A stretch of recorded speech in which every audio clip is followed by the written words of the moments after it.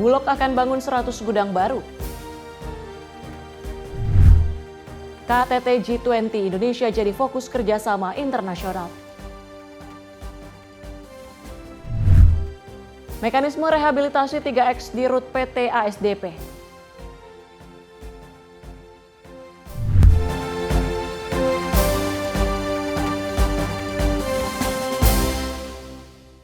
Halo pemirsa, Ruang Kabinet kembali hadir dengan sejumlah informasi terkait dengan agenda dari Kementerian Kabinet Merah Putih. Bersama saya Tiara Dianti dan inilah Ruang Kabinet untuk Anda.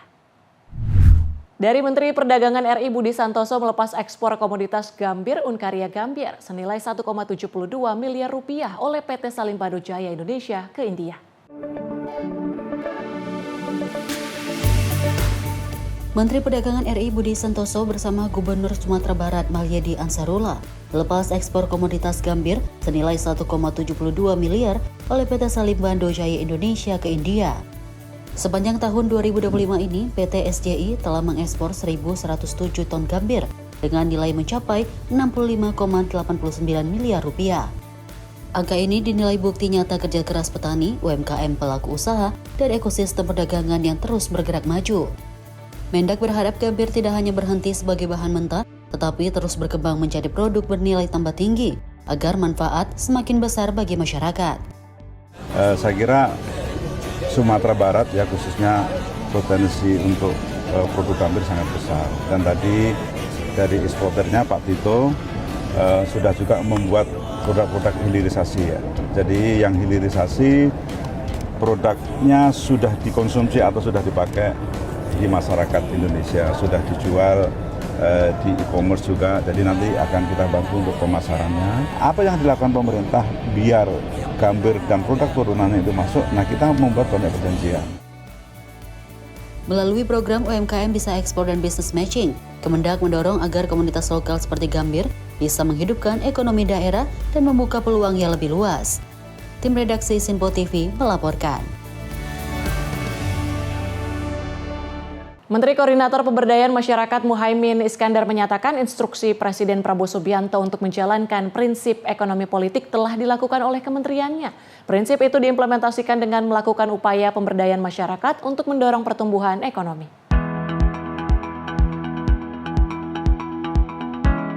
Menko Muhaimin Iskandar mengatakan, melalui pemberdayaan masyarakat, ekonomi tak hanya didorong untuk lebih cepat, melainkan juga dapat dirasakan oleh seluruh masyarakat.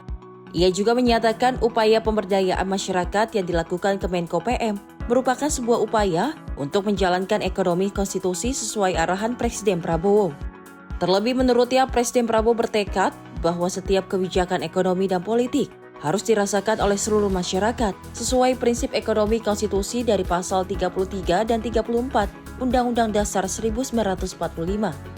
Beberapa paket kerja pemerintah, misalnya pemberdayaan masyarakat, mendorong evaluasi sistem pendidikan vokasi, menciptakan kapasitas baru, skill baru, vokasi yang tumbuh untuk menjadi adaptif terhadap kebutuhan pasar global dan kebutuhan kompetisi di tingkat global. Itulah model-model cara baru dan arah baru itu mutlak supaya pertumbuhan ekonomi itu benar-benar dirasakan. Dan itu perintah, permintaan, dan instruksi Presiden di berbagai forum kepada seluruh anggota kabinetnya. Nah sekarang tergantung kami para menteri harus peka dan mengimplementasikan. Nah salah satu yang paling menarik adalah agar visi ekonomi yang dibangun oleh pemerintah adalah visi ekonomi pemberdayaan. Dari Jakarta, Sri Dewi Andayani, Mutia Agiani, Sinpo TV melaporkan. Masih dari Menteri Koordinator Pemberdayaan Masyarakat Muhaimin Iskandar menyatakan pemerintah tengah berupaya mengatasi pertumbuhan ekonomi di Indonesia yang belum merata dan masih dirasakan sebagian masyarakat.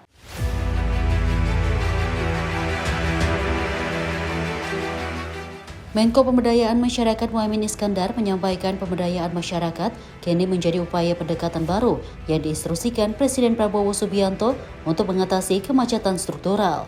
Hal itu disampaikan Menko Muhaimin saat memberikan pidato dalam Seminar Nasional Indef bertema Proyeksi Ekonomi Indonesia 2026, menata ulang arah ekonomi berkeadilan. Menurut Muhaimin, Presiden Prabowo kerap kali menyatakan bahwa pertumbuhan ekonomi tidak boleh lagi sekedar berharap dari hasil tetesan pertumbuhan ekonomi atas, melainkan juga harus tumbuh dari bawah. Lebih lanjut, Menko Muhaimin menilai arahan Presiden tersebut sekaligus telah mengubah cara pengentasan kemiskinan di tanah air. Kita menyadari sepenuhnya pertumbuhan ekonomi 5% selama 15 tahun terakhir ini menjadi fondasi ekonomi kita untuk bertahan dengan baik.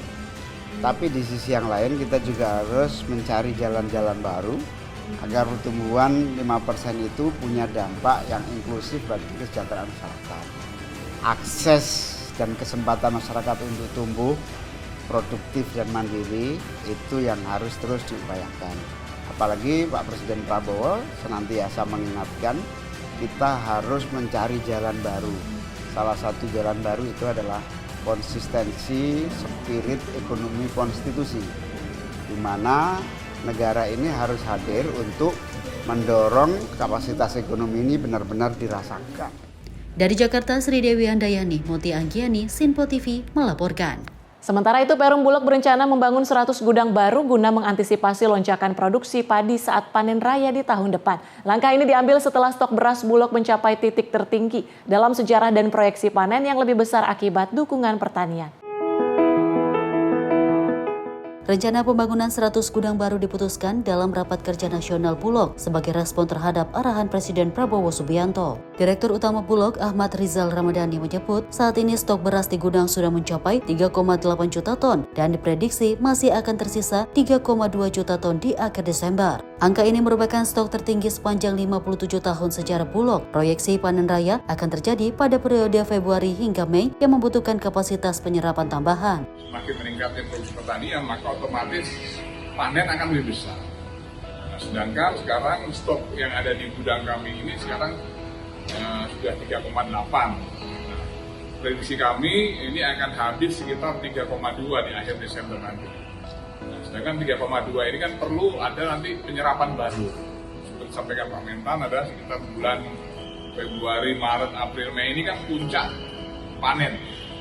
Oleh karena itu, Bulog ke depan akan menambah gudang sesuai dengan arahan Bapak Presiden. Kita akan membangun gudang secepatnya. Harapannya di bulan Maret nanti sudah jadi dan bisa masuk hasil panen di panen raya itu sudah bisa masuk ke gudang baru. Atas kinerja Bulog, Presiden Prabowo Subianto memberikan apresiasi yang disampaikan melalui Kepala Badan Pangan Nasional Amran Sulaiman. Menurut Amran, stok beras yang dicapai Bulog merupakan yang tertinggi sejak 57 tahun lalu. Kami hanya datang menyampaikan apresiasi yang disampaikan oleh Bapak Presiden kepada Bulog, bahwasanya stoknya tertinggi sebagai sejarah,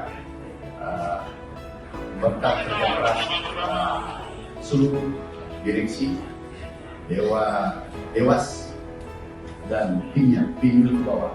Ini adalah hasil kerja keras kita semua dan ini disampaikan Bapak Presiden di PBB, di Bulog dan dihadiri oleh seluruh pemimpin dunia pada saat itu. Sekarang sekali lagi apresiasi dari Bapak Presiden dan juga kami dari sebagai Menteri, Kepala Bappenas dan pribadi kami ucapkan terima kasih yang tak terhingga. Pembangunan 100 gudang baru ini yang terdiri dari 50 lahan milik Bulog dan 50 lahan dari pemerintah daerah diperkirakan mampu menampung hingga 1 juta ton beras. Gudang-gudang baru ini akan diprioritaskan di wilayah yang belum memiliki fasilitas penyimpanan, termasuk daerah 3T, terdepan, terluar, dan terpencil. Dari Jakarta, Dio Malau, Sinpo TV melaporkan. Guna menyukseskan implementasi program makan bergizi gratis, Kementerian Kelautan dan Perikanan membekali para pengelola satuan pelayanan pemenuhan gizi mengenai cara penanganan dan pengolahan ikan dalam menu MBG. Pelaksana tugas Direktur Jenderal Penguatan Daya Saing Produk Kelautan dan Perikanan, Mahmud, pada Rabu siang menegaskan komitmen Kementerian Kelautan dan Perikanan dalam mensukseskan implementasi program makan bergizi gratis. Mahmud menegaskan bahwa Kementerian Kelautan dan Perikanan juga telah membekali para pengelola satuan pelayanan pemenuhan gizi mengenai cara penanganan dan pengolahan ikan dalam menu MBG. Melalui pembekalan tersebut, KKP berkomitmen memperkuat kapasitas teknis para pengelola SPPG agar mampu menghasilkan produk olahan ikan yang mudah, aman, bergizi, menarik, dan sesuai standar mutu.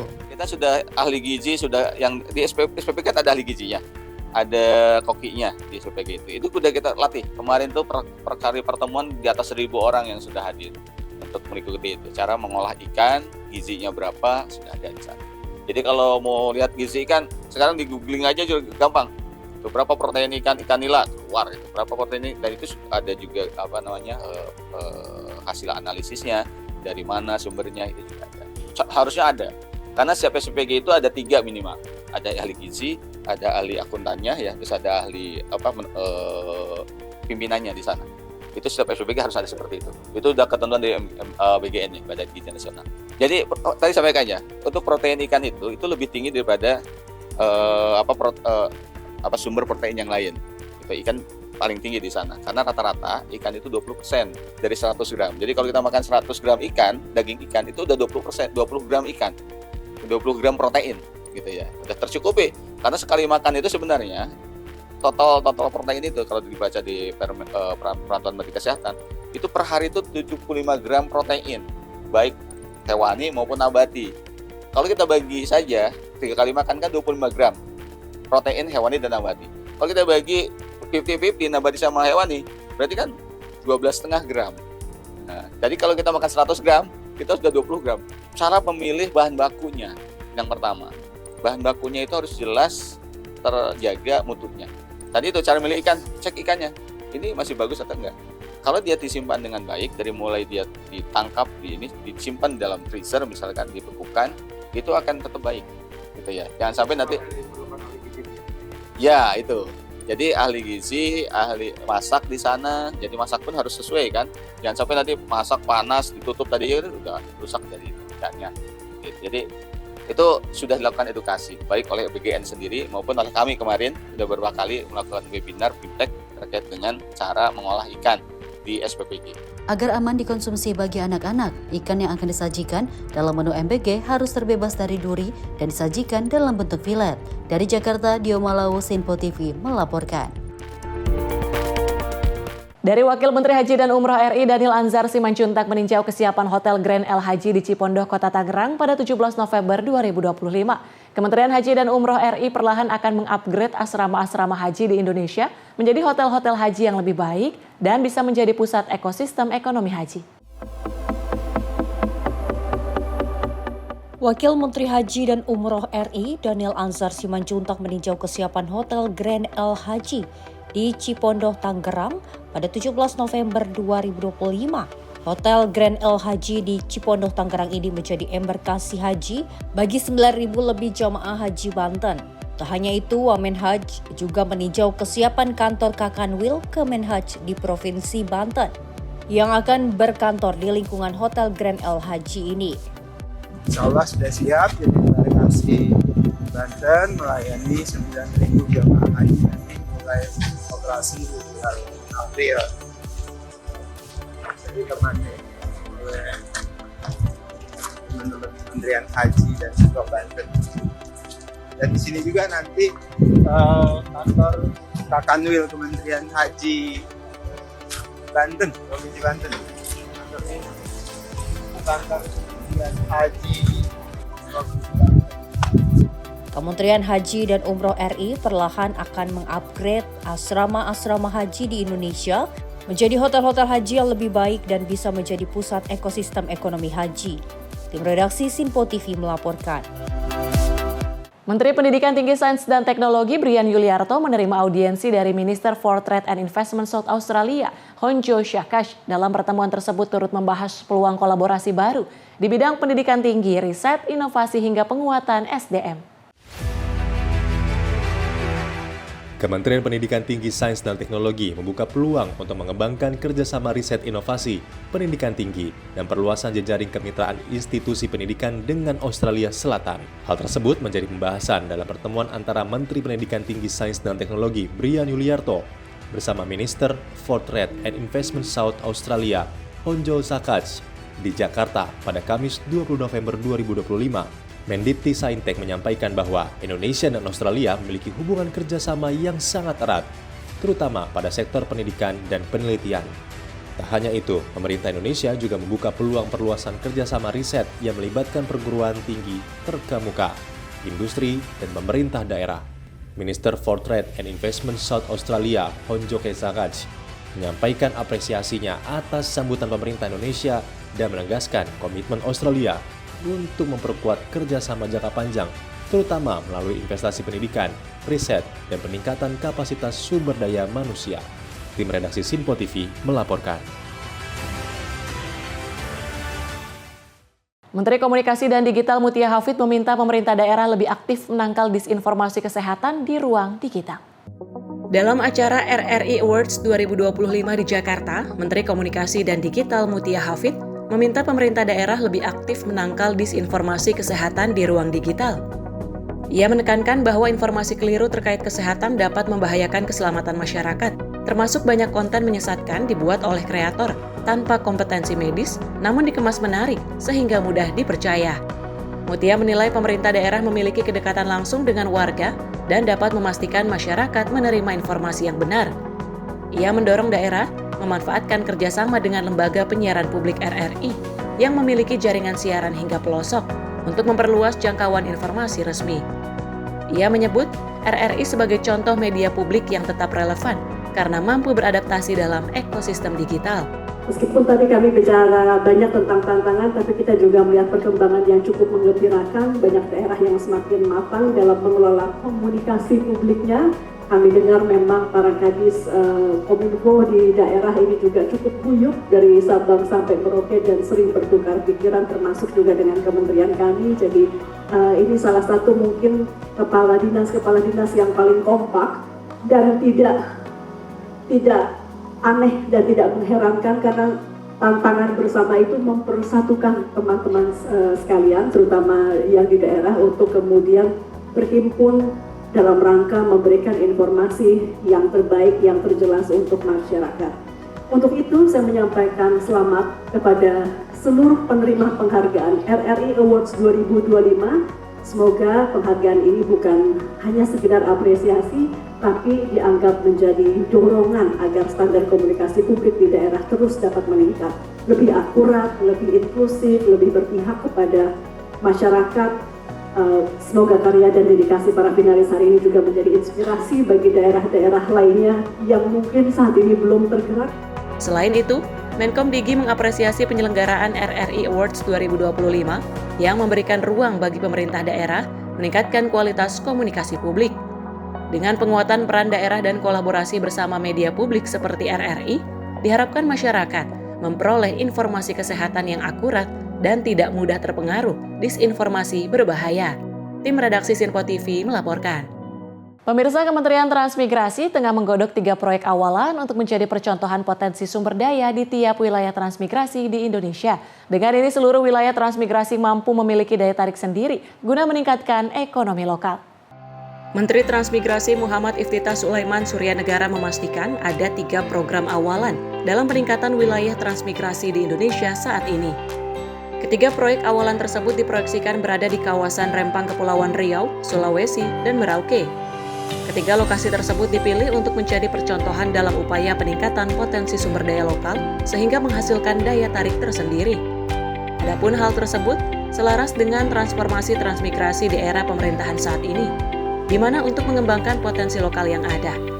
Diketahui, proyek ini masih tengah dicanangkan oleh Kementerian Transmigrasi di tahun depan. Jadi insya Allah tahun depan kita punya 3 pilot project, 1 di Rempang, yang kedua di Sulawesi, yang ketiga di Merauke. Ya, kita ingin selalu kan begini, dengan anggaran yang terbatas selalu ada godaan. Apakah uang itu akan disebar kecil-kecil begitu? Apakah kita berikan fokus di beberapa tempat tapi paripurna?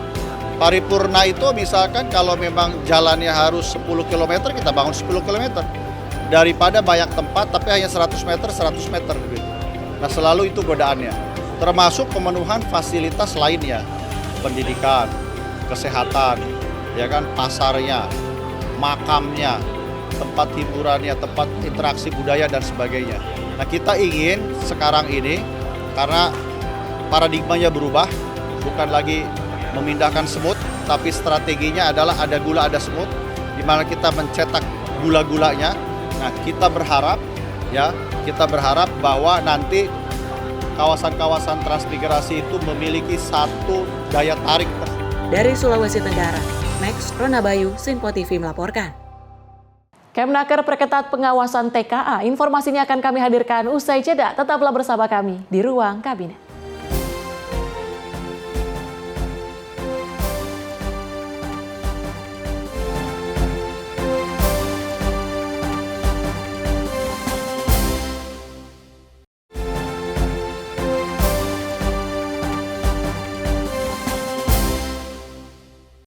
Anda kembali menyaksikan Ruang Kabinet bersama saya, Tiara Dianti. Kementerian Ketenagakerjaan memberikan sanksi denda sebesar Rp588 juta terhadap perusahaan di Banten yang mempekerjakan 583 tenaga kerja asing tanpa dokumen sah rencana penggunaan tenaga kerja asing atau RPTKA.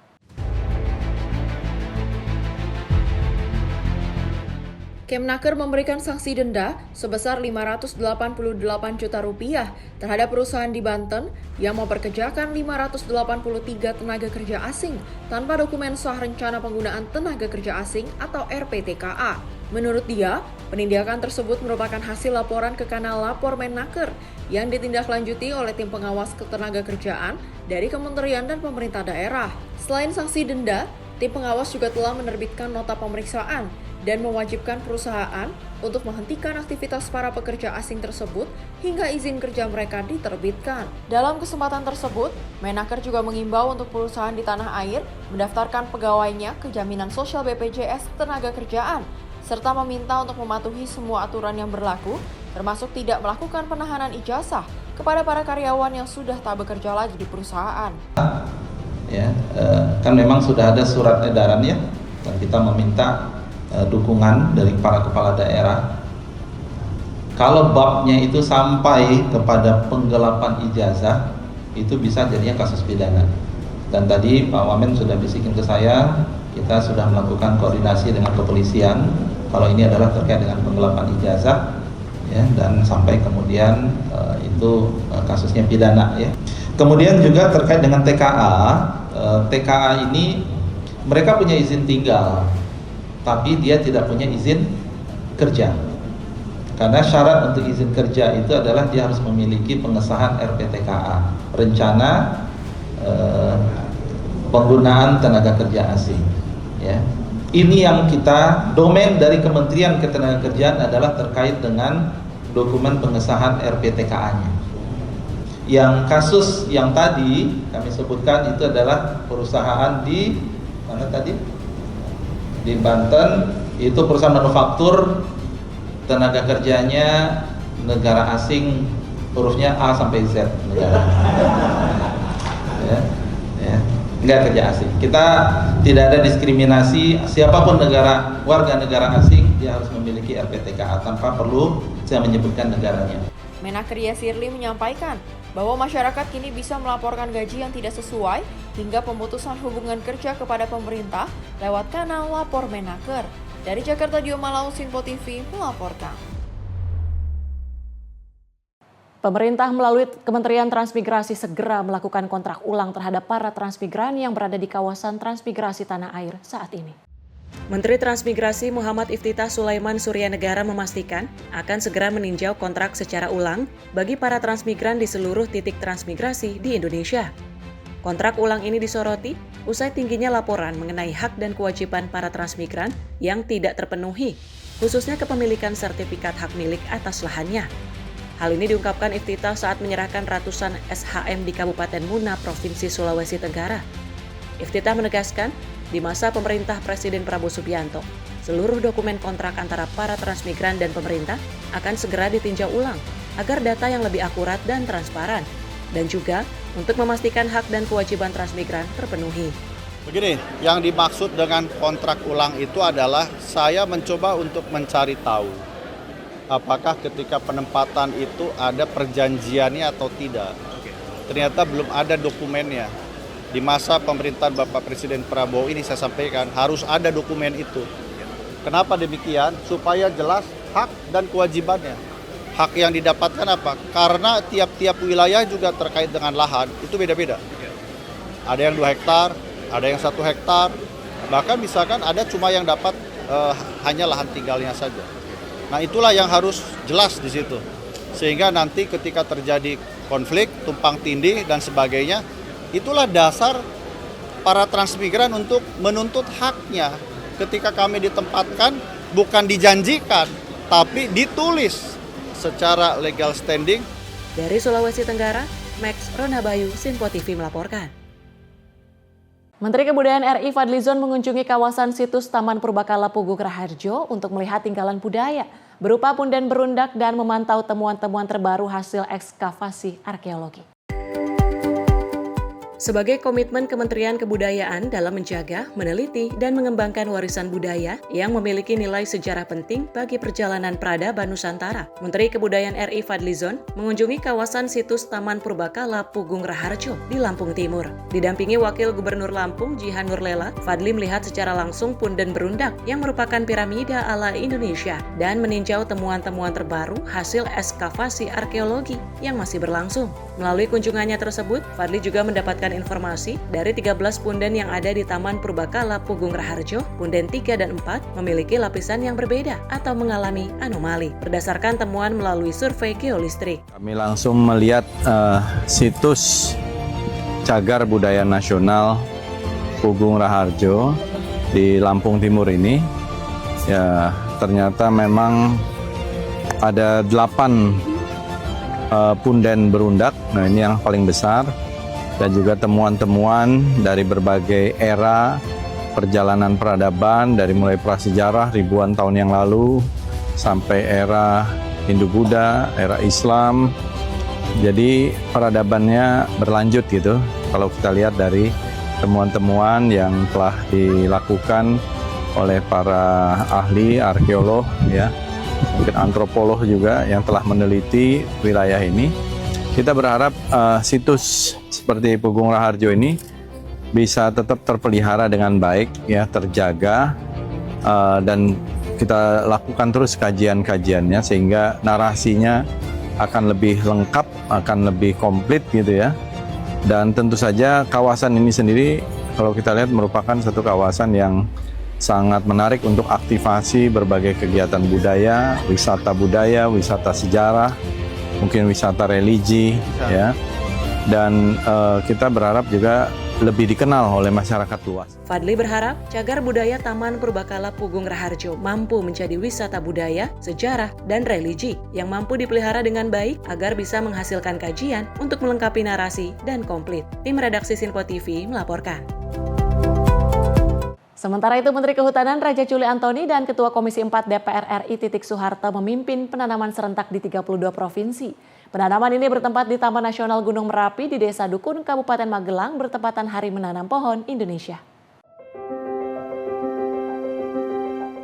Menteri Kehutanan Raja Juli Antoni dan Ketua Komisi 4 DPR RI Titik Soeharto memimpin penanaman serentak di 32 provinsi bertempat di Taman Nasional Gunung Merapi. Ia juga menjelaskan 25 November 2025 serentak seluruh Indonesia menanam bibit pohon seluas 2.026 hektar dengan total bibit sejumlah 890.400 batang pada lokasi penanaman di Taman Nasional Gunung Merapi. Luas penanaman yang juga sekitar 50 hektar dengan jumlah bibit 33.000 batang dengan jenis antara lain pulai, nyamplung, duet, pronojiwa, ficus, salem, dan aren yang merupakan bibit-bibit atau tanaman endemik. Penanaman hari ini sekali lagi merupakan bagian dari peringatan Hari Penanaman Pohon Indonesia, bertempat di satu lokasi yang sangat indah, namun kita lihat ada beberapa penambangan liar yang sudah dilakukan, dan oleh karena itu kami dari Direktorat Gakum terutama sedang getol-getolnya bersama dengan apa lain untuk melakukan penegakan hukum.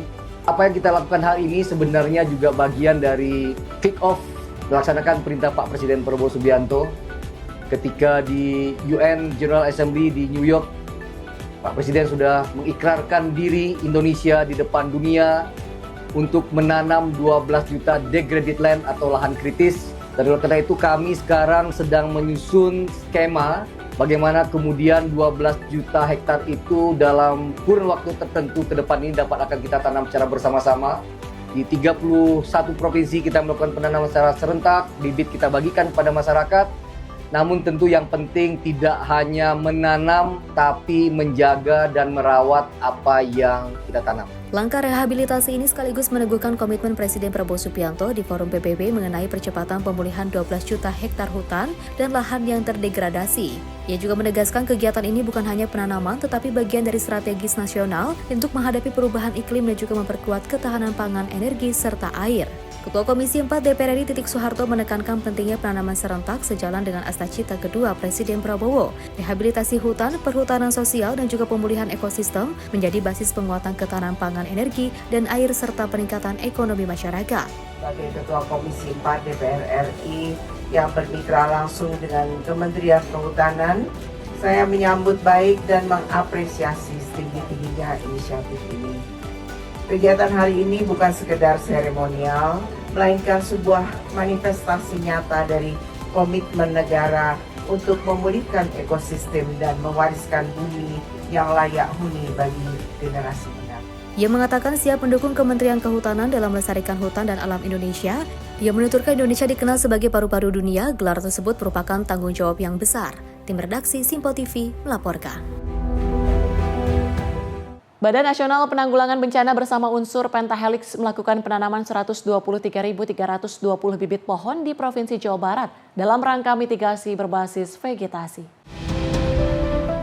Pada peringatan Hari Pohon Sedunia tahun 2025, BNPB bersama Pentahelix melakukan penanaman 123.320 bibit pohon di wilayah Jawa Barat. Kegiatan penanaman telah dimulai sejak Rabu 19 November di 3 lokasi, yakni Kabupaten Bogor, Kota Bogor, dan Kabupaten Bekasi. Sebanyak 780 relawan dari unsur TNI Polri, masyarakat, hingga dunia usaha turut terlibat dalam penanaman. Acara ini resmi dibuka oleh Menteri Koordinator Bidang PMK Praktikno, didampingi pejabat BNPB dan perwakilan pemerintah daerah Jawa Barat, sekaligus menjadi plotting project dari inovasi pembiayaan Pooling Fund Bencana atau PFB. Menko PMK menekankan bahwa gerakan menanam pohon harus menjadi kebiasaan setiap individu dan bukan hanya dilakukan saat peringatan Hari Pohon. Jadi hari ini ada kita memperingati Hari Pohon Sedunia.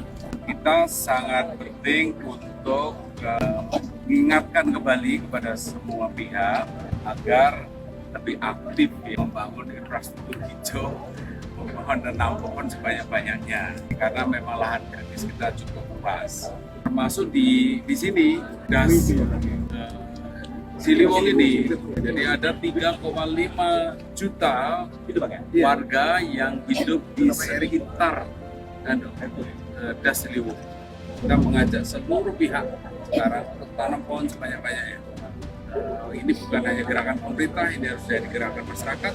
280 juta rakyat Indonesia tanam pohon sebanyak-banyaknya yang punya nilai ekologis tapi juga sekaligus nilai ekonomis bagi warga.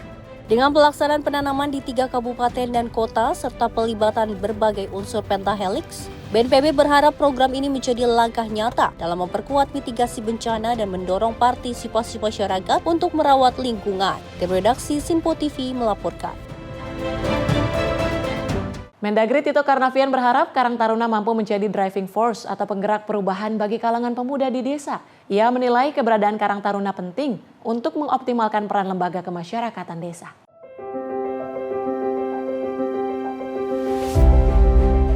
Mendagri Tito Karnavian menghadiri acara pengukuhan sekaligus Rakernas Pengurus Nasional Karang Taruna Masa Bakti 2025-2030 yang digelar di Bandung Gangan, Timur Kota Tangerang pada Sabtu 22 November 2025. Menurut Mendagri, selama ini motor penggerak perubahan di desa didominasi oleh tim penggerak pemberdayaan dan kesejahteraan keluarga dan pos pelayanan terpadu. Karena itu ia menilai keterlibatan aktif pemuda terutama melalui Karang Taruna semakin dibutuhkan. Dalam konteks itu Mendagri juga mengingatkan bahwa Indonesia memiliki modal besar berupa generasi muda, terlebih dengan bonus demografi yang menunjukkan tingginya jumlah penduduk usia produktif. Yang pertama lah sebagai organisasi kemasyarakatan, Ormas, yang itu di bawah pembinaan Kementerian Dalam Negeri, terdaftar di Kementerian Dalam Negeri, Karang Taruna. Jadi kami memang punya kewajiban untuk membina keormasan. Kemudian yang kedua adalah dalam Undang-Undang Desa tahun 2014, Undang-Undang Nomor 6 yang sudah diperbarui dengan Undang-Undang Nomor 3 tahun 2024. Karang Taruna merupakan salah satu LKD namanya, Lembaga Ketahanan Desa. Nah, Lembaga Ketahanan Desa itu diantaranya ada RW, RT, ada Posyandu yang kemarin kami dengan Gus Ipul bicara banyak untuk memanfaatkan Posyandu menjadi pos layanan kesehatan, sosial. Karena selama ini dimanfaatkan hanya oleh jejaring kesehatan, sehingga identik Posyandu nimbang bayi, ibu hamil. Padahal enggak juga. Pos pelayanan terpadu untuk 6 bidang. Potensi tersebut perlu dimanfaatkan dengan optimal untuk memajukan desa melalui Karang Taruna. Apalagi tren di sejumlah negara menunjukkan peningkatan perpindahan penduduk dari desa ke kota. Mendagri berharap upaya yang terus didorong Presiden Prabowo Subianto dapat didukung oleh Karang Taruna, dan ia juga menyambut baik apabila para pengurus Karang Taruna Nasional berkoordinasi dengan Kementerian Dalam Negeri untuk menyukseskan upaya tersebut. Di sisi lain, Mendagri juga menyarankan agar Karang Taruna memperkuat tata kelola organisasinya, khususnya melalui penguatan aspek historis. Tim redaksi Simpo TV melaporkan. Lalu dari Menteri Koordinator Bidang Perekonomian Airlangga Hartarto menyampaikan bahwa sejumlah negara tertarik menjalin kerjasama strategis dengan Indonesia di berbagai sektor. Beberapa negara akan merencanakan kunjungan resmi ke Indonesia dalam menindaklanjuti peluang kerjasama tersebut.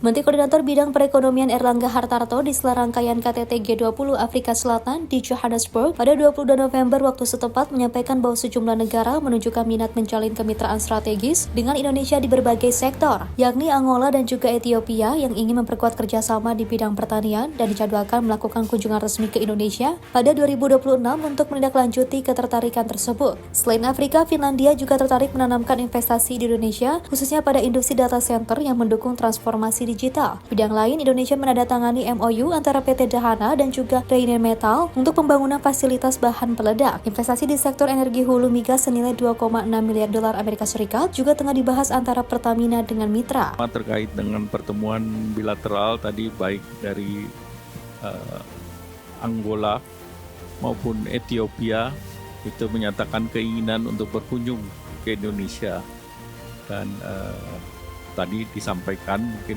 pada kesempatan pertama di tahun depan mereka ingin berkunjung ke Indonesia, dan tadi karena sudah ada minat mereka untuk sektor tertentu termasuk pertanian, nanti menteri terkait kami akan sampaikan kepada Bapak Presiden untuk bisa berkunjung lebih dulu agar bisa memperdalam keinginan kerjasama berbagai negara. Salah satunya kalau di Ethiopia, beberapa investor Indonesia sudah masuk di sana, 5-6 perusahaan, dan tentunya mereka juga membutuhkan support dari Indonesia, terutama untuk di sektor agriculture dan juga sektor-sektor yang mereka sangat butuhkan, yaitu derivatif daripada kelapa sawit. KTT G20 kali ini berfokus pada 3 sesi utama, yakni ekonomi berkelanjutan dan keuangan global, pembangunan dunia yang tangguh termasuk perubahan iklim, transisi energi berkeadilan, dan sistem pangan, serta isu pekerjaan layak, tata kelola kecerdasan buatan, dan pengolahan mineral kritis yang menjadi perhatian Indonesia. Tim redaksi Simpo TV melaporkan. Pemirsa, Kemenhub segera terbitkan peraturan menteri sebagai dasar operasional mekanisme carbon offset dalam perkuat tata kelola perdagangan karbon nasional pada Perpres 110 tahun 2025. Pemerintah memastikan perdagangan karbon tidak hanya menjadi transaksi pasar, tetapi juga memberikan kontribusi nyata dalam penurunan emisi sekaligus peningkatan kualitas pengelolaan hutan di Indonesia. Direktur Jenderal Pengelolaan Hutan Lestari Laksmi Wijayanti menegaskan komitmen pemerintah dalam memperkuat tata kelola perdagangan karbon nasional, khususnya di sektor kehutanan yang menjadi salah satu penyangga utama penurunan emisi Indonesia. Laksmi menyebut proses penyusunan regulasi peraturan menteri telah memasuki tahap akhir setelah Perpres 110 tahun 2025 resmi diterbitkan sebelum penyelenggaraan COP di Brazil beberapa waktu lalu. Kementerian Kehutanan akan segera terbitkan peraturan menteri yang akan menjadi payung operasional bagi penerapan mekanisme karbon offset di lapangan. Dengan pengaturan yang jelas, pemerintah memastikan bahwa perdagangan karbon tak hanya menjadi transaksi, tetapi juga memberikan kontribusi nyata dalam penurunan emisi, juga peningkatan kualitas pengelolaan hutan. Jadi Perpres 110 2025 baru pada saat sebelum Keberhasilan sudah diterbitkan. Kementerian Kehutanan dalam waktu dekat ini Pak Menteri akan segera menerbitkan peraturan menteri untuk mekanisme offset emisi karbon sektor hutan. Karena sebagaimana mandat di Perpres 110, maka kemudian pemerintah itu selain mengakui sistem pasar yang sudah terbuka, tetapi juga pemerintah turut andil di situ mengatur agar walaupun pasarnya adalah sistem pasar, tetapi tetap diregulasikan, pemerintah itu menjaga supaya integritasnya tetap baik. Dari Jakarta, Fani Ronabayu, Sinpo TV melaporkan. Kami akan kembali usai jeda, tetaplah bersama kami di Sinpo TV.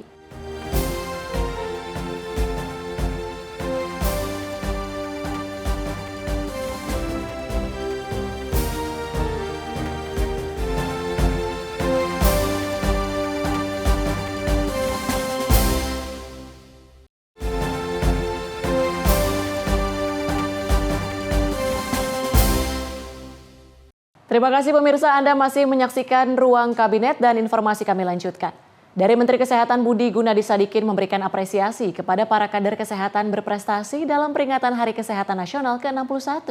Menkes menyampaikan kebanggaannya terhadap peran para kader yang menjadi perpanjangan tangan Kementerian Kesehatan di tingkat masyarakat.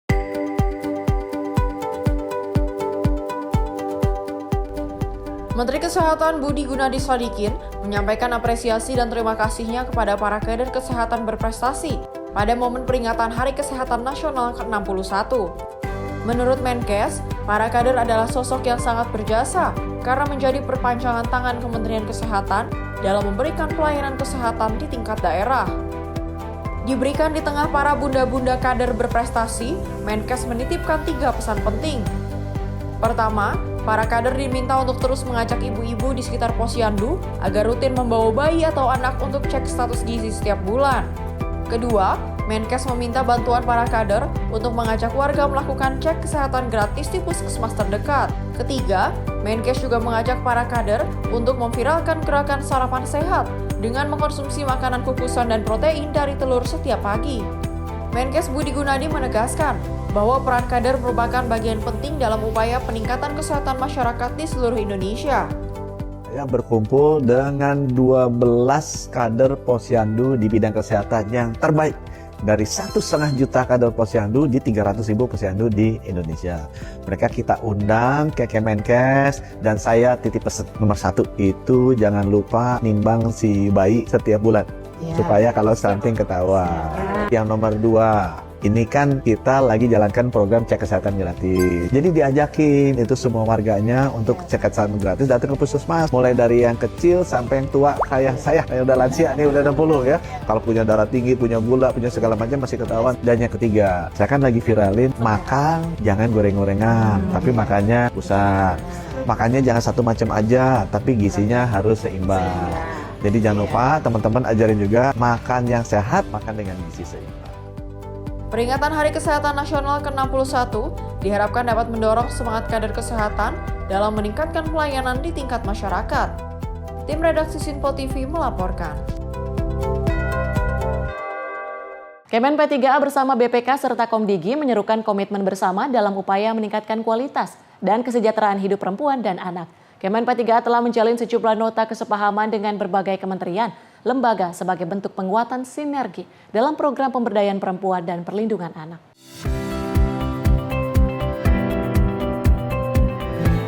Menteri PPPA Arika Fauji menyampaikan bahwa data Badan Pusat Statistik menunjukkan populasi perempuan dan anak mencapai angka 78% pada tahun 2024 menjadikan mereka kelompok strategis dalam mewujudkan Indonesia Emas 2045. Dalam seminar peran strategis BPK dalam mendorong sinergisme kebijakan program dan kegiatan pemberdayaan perempuan dan perlindungan anak menuju Indonesia Emas 2045 pada Selasa 25 November 2025, Menteri PPPA menyampaikan Kemen PPA telah menjalin sejumlah nota kesepahaman dengan berbagai kementerian, lembaga sebagai bentuk penguatan sinergi dalam program pemberdayaan perempuan dan perlindungan anak. Lebih lanjut, Menteri PPPA menyoroti data survei pengalaman hidup perempuan nasional 2024 yang menunjukkan 1 dari 4 perempuan usia 15 hingga 64 tahun pernah mengalami kekerasan fisik sepanjang hidupnya. Sementara itu, survei nasional pengalaman hidup anak dan remaja 2024 mengungkapkan 1 dari 2 anak di Indonesia pernah mengalami setidaknya 1 bentuk kekerasan.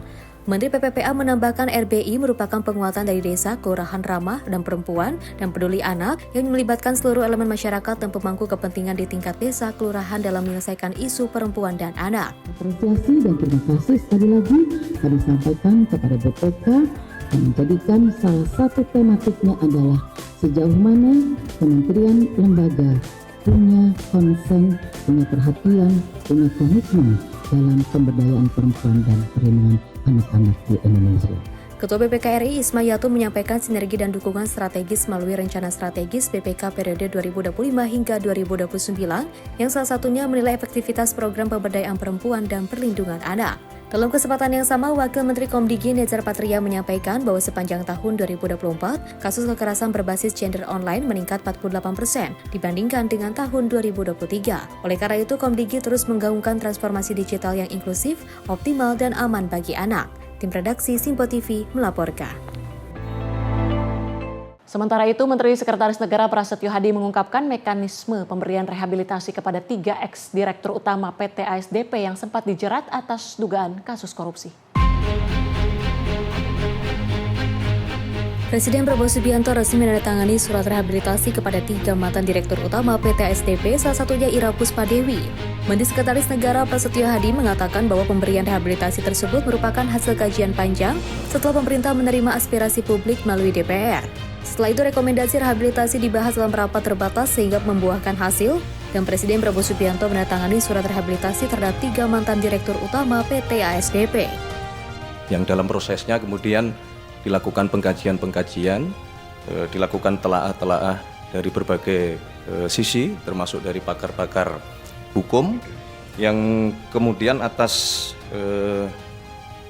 surat usulan dari permohonan dari DPR, yang kemudian ditindaklanjuti dalam 1 minggu ini oleh Menteri Hukum, surat kepada Bapak Presiden untuk memberikan saran kepada Bapak Presiden untuk menggunakan hak rehabilitasi, dan kemudian dibicarakan di dalam rapat terbatas, dan Bapak Presiden memberikan keputusan untuk menggunakan hak beliau di dalam kasus yang tadi sudah disebutkan. Kasus ini sebenarnya berjalan sudah cukup lama, menimpa kepada Dirut ASDP beserta dengan beberapa orang jajaran di ASDP atas nama Saudara Ira Puspadewi, Saudara Muhammad Yusuf Hadi, dan Saudara Hari Muhammad Adi Caksono. Berdasarkan permohonan dari Kementerian Hukum, Bapak Presiden memberikan persetujuan, dan alhamdulillah baru pada sore hari ini beliau membubuhkan tanda tangan, dan kami bertiga diminta untuk menyampaikan ke publik. Dari Jakarta, Farizal, Simpo TV melaporkan. Menteri Koperasi RI Ferry Juliantono mengungkapkan bahwa salah satu tantangan besar hari ini ialah terus menurunnya jumlah anak muda yang tinggal di desa. Oleh karenanya, melalui Kopdes Kelurahan Merah Putih, Kemenkop ingin membangun ekosistem ekonomi yang mampu membuat anak muda melihat masa depan mereka justru di desa. Melalui video yang dibagikan di akun sosial media Instagram @ferry.juliantono pada 25 November 2025 disampaikan bahwa salah satu tantangan besar hari ini ialah terus menurunnya jumlah anak muda yang tinggal di desa. Banyak lulusan sarjana maupun non-sarjana memilih pergi ke kota untuk mencari kerja. Proporsi pemuda di desa kini tinggal sekitar 45%, dan inilah yang menjadi perhatian Presiden Prabowo Subianto. Jika hal ini tidak diantisipasi, maka desa-desa di Indonesia bisa mengalami seperti beberapa negara lain, ditinggalkan generasinya hingga akhirnya hanya dihuni oleh para orang tua. Oleh karenanya, pencipta lapangan kerja di desa jadi prioritas. Melalui Koperasi Desa Kelurahan Merah Putih, Kemenkop ingin membangun ekosistem ekonomi yang mampu membuat anak muda melihat masa depan mereka justru di desa. Jadi kalau ini tidak diantisipasi dalam bentuk penciptaan lapangan pekerjaan di desa-desa, itu nanti akan berkurang. Kasusnya nanti seperti beberapa negara yang lain, yang negara ya desa-desanya diisi oleh orang tua semua, dan itu susah untuk kembalikan lagi. Mudah-mudahan kita bisa kolaborasi, bisa memperkuat abdesi dengan Kementerian Koperasi dan Kementerian Koperasi dengan teman-teman kepala desa. Dengan kolaborasi yang kuat antara Kemenkop Abdesi serta para kepala desa di seluruh Indonesia, diharapkan bisa memastikan desa tetap menjadi pusat kehidupan, produktivitas dan juga kesempatan bagi generasi muda. Tim redaksi Simpo TV melaporkan. Upacara peringatan Hari Guru Nasional di SMAN 1 Manokwari, Papua Barat diisi dengan ungkapan terima kasih dari para murid untuk guru mereka. Wakil Menteri Pendidikan Dasar dan Menengah Fajar Riza Ulhaq memimpin langsung upacara dan menyampaikan pesan mendalam tentang peran profetik guru dalam pendidikan. Upacara Hari Guru Nasional di SMA Negeri 1 Manokwari, Papua Barat pagi tadi digelar dengan penuh khidmat. Para peserta hadir mengenakan pakaian adat dari berbagai daerah di Indonesia yang menambahkan kehikmatan peringatan Hari Guru. Wamendikdasmen Fajar Rizal Ulhaq yang bertindak sebagai pemimpin upacara menyampaikan bahwa guru adalah agen pembelajaran dan peradaban. Dalam pidatonya, Wamen Fajar menegaskan peran profesi guru untuk mencerdaskan, membangun nalar kritis, menumbuhkan hati yang jernih, serta akhlak mulia. Ia juga mengajak para guru untuk terus meningkatkan kompetensi dan semangat mengabdi mencerdaskan bangsa. Masih dalam suasana peringatan Hari Guru, para murid di Manokwari menyampaikan ungkapan hati mereka. Mereka mengucapkan terima kasih kepada para guru yang hadir menjadi sosok penerang di tengah kehidupan mereka. Terima kasih guru, tanpa guru saya tidak bisa menulis, tanpa guru saya tidak bisa membaca, tak ada jasa yang dapat saya balaskan. Terima kasih untuk jasamu yang telah membimbing dan mengajar saya selama ini. Terima kasih. Saya mengajak kepada para guru untuk meluruskan niat, memperkuat motivasi, mempeneguhkan jati diri. Saya mengimbau masyarakat, orang tua, dan semua pihak agar menghargai jerih payah para guru. Berilah kesempatan kepada para guru untuk membantu anak-anak kita dengan cara terbaik. Perbaiki komunikasi, kerjasama, dan saling menghargai.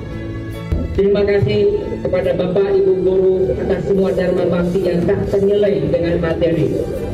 Teruslah mengabdi menyalakan negeri. Di tanganmu kualitas sumber daya manusia, masa depan Indonesia ditentukan. Peringatan Hari Guru Nasional di Manokwari menjadi pengingat akan pentingnya peran guru dalam membentuk masa depan generasi penerus. Momen ini juga menjadi wadah bagi para murid untuk menyampaikan rasa terima kasih atas dedikasi guru di tanah Papua. Tim redaksi Simpo TV melaporkan. Informasi selanjutnya datang dari Menteri Ketenagakerjaan Yasir Lee yang berjanji akan mengumumkan upah minimum provinsi 2026 sebelum 31 Desember 2025. Pasalnya besaran UMP tersebut sudah harus diterapkan per Januari 2026. Menjelang akhir tahun, pemerintah sudah harus segera mengumpulkan besaran upah minimum yang akan berlaku untuk tahun 2026. Menteri Ketenagakerjaan Yasir Lee mengatakan saat ini pemerintah tengah menyusun aturan dan skema baru dalam bentuk peraturan presiden atau PP yang bertujuan untuk menemukan formulasi yang paling tepat dan kondisi saat ini. Menurutnya skema UMP tidak akan lagi mengikuti peraturan pemerintah nomor 51 tahun 2023 tentang perubahan atas peraturan pemerintah nomor 36 tahun 2021 tentang pengupahan. Menaker menyebut pemerintah tak lagi berpatokan dengan angka, namun bagaimana formulasi ini nantinya menjadi pedoman bagi setiap daerah untuk menentukan besaran upah minimum sesuai dengan standar kebutuhan hidup layak di setiap daerah. Karena PP 51 tahun 2023 tak lagi berlaku lagi karena dibatalkan oleh putusan Mahkamah Konstitusi. Sehingga pemerintah tak perlu mengikuti kewajiban mengumumkan upah pada 21 November 2025. Kepastiannya kita tunggu ya. Kita berharap sebenarnya dari patokan jadwal tentu sebelum 31 Desember 2026. Jadi untuk diterapkan bulan Januari. Jadi sekali lagi karena kita sedang menyiapkan PP yang baru sehingga tidak ada kemudian kita harus sesuai dengan PP yang lama gitu ya. Jadi ini memang kita ingin PP ini benar-benar siap dan tentu ini kita tidak bisa patok targetnya kapan, tapi kita berharap ya koordinasi lintas kementerian dengan stakeholder ini beres ya tentu sesegera mungkin. Yaserli berharap aturan baru ini nantinya bisa menjadi titik tengah bagi pekerja dan pengusaha. Karenanya prosesnya memang cukup panjang untuk menemukan irama tersebut. Dari Jakarta, Dio Malau, Sinpo TV melaporkan. Dan pemirsa, informasi tadi sekaligus menutup jumpa kita kali ini. Saya Tiara Dianti mewakili seluruh kerabat kerja yang bertugas pamit undur diri. Terima kasih dan sampai jumpa.